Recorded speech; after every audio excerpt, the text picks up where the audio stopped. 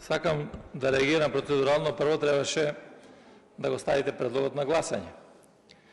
И ќе видевме дека ќе гласа ВМРО ДПМН. Така да нема никаква потреба да излегувате сега и да ни држите лекции за лешинари, не знам, за поголеми лешинари од вас нема, ако зборуваме на таков начин. Затоа што немате апсолутно никакво право да не дадете ниту еден денар од буџетот, а овде да се представувате како големи херои. Дајте нешто да направиме заеднички. Немој да видите, ако мислите дека исплата на тие 107 милиони денари собрани од граѓаните на Македонија на сметката на Црвен крст, ќе ги представите дека владата ги има исплатено, јас ја прашам министерката, таа кажа 11 милиони до сега се исплатени од буџетот, а наместо одобрените 30.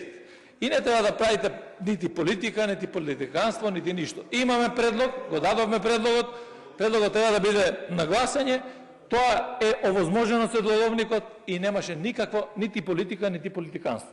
А во однос на комисијата да ви кажам, има можност една деловничка која што ја користи често председателот, да не се одржи комисијата и да го ставите директно на дневен ред, да не ја лажете македонската јавност сега, или втората можност која што исто така ја правите, председателот на комисијата да задолжи еден пратеник на ВМРО ДПМН, како што ја задолжи колешката Ласовска минатиот пат, и ќе дојдете на комисија и ќе речете за ова сум задолжен, само законот за кочени да го гласаме, другото не дозволуваме да се помине на дневен ред. Така да опциите се тие кои што вие си ги направивте пракса, јас само предлагам по таа пракса да се постапи и за законот за настраданите во кочени. Благодарам.